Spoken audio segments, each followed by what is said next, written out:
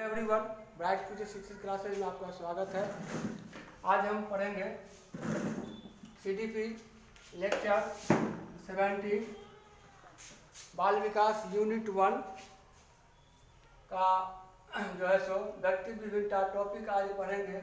10 का अगला भाग जो है व्यक्ति विभिन्नता का कारण पढ़ेंगे। पहला है वंशानुक्रम। वंशानुक्रम हर एक बच्चे का आनुवांशिक गुण, इसलिए अनुवांशन को मतलब होता है आनुवांशिकता। हर एक बच्चे का आनुवांशिक गुण अलग अलग होता है, उसी के अनुसार उसका गुण पाया जाता है। उसका बुद्धि मतलब उसका बुद्धि भी अलग होता है आनुवांशिकता के कारण, चिंतन अलग, सोच अलग, व्यवहार अलग, शारीरिक आकार भी और रंग रूप भी अलग अलग पाया जाता है आनुवांशिक गुण के कारण बच्चों में। ठीक है। अगला है वातावरण और परिवेश। जैसे कि पिछले कक्षा में हमने पढ़ा था, ऐसा वातावरण वैसा परिवेश होगा, वैसा ही बच्चा का व्यवहार होगा। अगर अच्छा परिवेश और अच्छा वातावरण बच्चों को मिलता है तो अच्छा परिवेश मिलेगा तो उसका व्यवहार भी अच्छा होगा। तो उसके बाद आते हैं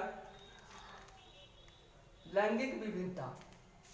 लैंगिक विभिन्नता में आएंगे, लड़कियों का जो होता है, स्त्रियों का शारीरिक और मानसिक विकास पुरुषों से पहले होता है। यहाँ यही लैंगिक विविधता को दर्शाता है। उसके बाद है जाति प्रथा एवं राष्ट्र का प्रभाव। जाति प्रथा में आते हैं,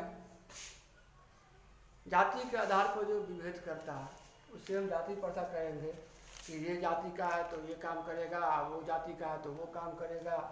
एक तरह से विभिन्नता पाया जाता है उसमें। और राष्ट्र का प्रभाव, जैसे कि अंग्रेजों का जो हमारे यहाँ आए तो उनका मेन व्यू था कि फूट डालो और राज करो, लेकिन हम लोग आपस में, हम भारतीय आपस में हमेशा परस्पर मिलजुल कर रहना पसंद करते हैं। आयु और वृद्धि। आयु और बुद्धि क्या होता है? बच्चे का जो आयु है और बुद्धि जो है आयु अनुसार बदलता रहता है, विकसित होता है, आयु के अनुसार विकसित होता है। जैसे कि किसी का आयु 0 से 30 है IQ, और आयु अनुसार या बुद्धि के अनुसार IQ उसका क्या है 0 से 30 है, तो किसी का IQ कितना है 70 से 140 है या 130 है या 170 है। तो यहाँ पे क्या हुआ, आयु के अनुसार बुद्धि जो है बदलती रहती है अवस्था अनुसार। उसके बाद है परिपक्वता। परिपक्वता जो है किसी बच्चे में जल्दी आ जाता है, किसी में बाद में आता है, यही उसमें अंतर होता है। उसके बाद अगला है आर्थिक स्थिति। आर्थिक स्थिति क्या होता है? जैसे कि दो समान बालक जो है, जिसका आर्थिक स्थिति कमजोर हो, आर्थिक पृष्ठभूमि कमजोर हो, वह जो है सो उसका जो है सो मानसिक, सामाजिक, सांस्कृतिक और तकनीकी आदि भी अलग अलग होगा। अगला व्यक्तिगत विभिन्नता ज्ञात करने की विधि। व्यक्तिगत विभिन्नता जो है ज्ञात करने की विधि जो है, पहला है परीक्षण विधि। परीक्षण विधि में क्या होता है, व्यक्ति के व्यक्तित्व, उपलब्धि, बुद्धि, सामूहिक और व्यक्तिगत गुण का जो है सो परीक्षण किया जाता है। परीक्षण के अनुसार ही बुद्धि का पता चलता है। उसके बाद है व्यक्तित्व का परीक्षण। दूसरा है व्यक्तित्व का परीक्षण।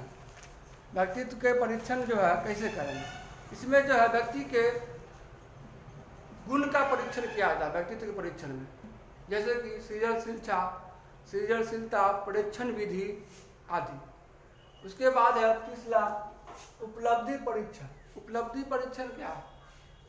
शैक्षणिक ज्ञान के आधार पर उपलब्धि परीक्षण किया जाता है कि बच्चों की शैक्षणिक उपलब्धि कितनी है। उसके बाद है बुद्धि परीक्षण। बुद्धि परीक्षण के लिए बहुत से मनोवैज्ञानिक ने बुद्धि परीक्षण का निर्माण किया है, इससे के आधार पर जो जिससे परीक्षण के आधार पर जो प्राप्तांक प्राप्त होता है तो उसी को हम बुद्धि लब्धि कहते हैं। अगला है सामूहिक अभिलेख विधि।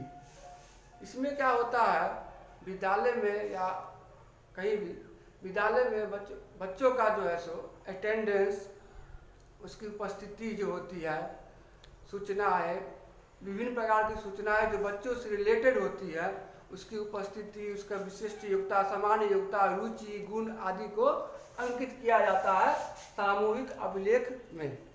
उसके बाद व्यक्ति इतिहास विधि। व्यक्तिगत इतिहास विधि क्या होता है? व्यक्तिगत इतिहास विधि होता है कि व्यक्ति के बारे में, किसी भी व्यक्ति के बारे में हम पता करते हैं कि वह उसका कैसा व्यक्तित्व है, कैसा उसका विचार है, कैसा उसका सोचने का तरीका। तो उसके लिए हम सबसे पहले उसको परिवार से मिलते हैं, मित्र से मिलते हैं, शिक्षक से मिलते हैं, पड़ोसी से मिलते हैं और संबंधी से मिलते हैं, और उसके बाद उसका व्यक्तिगत विभिन्नता को पता लगाते हैं। तो इस तरह से आज आपका व्यक्ति विभिन्नता का जो चैप्टर है, टॉपिक 10, वो खत्म हो गया। आपको वीडियो अगर अच्छा लगा तो चैनल को सब्सक्राइब करें, बेल आइकन को क्लिक करें।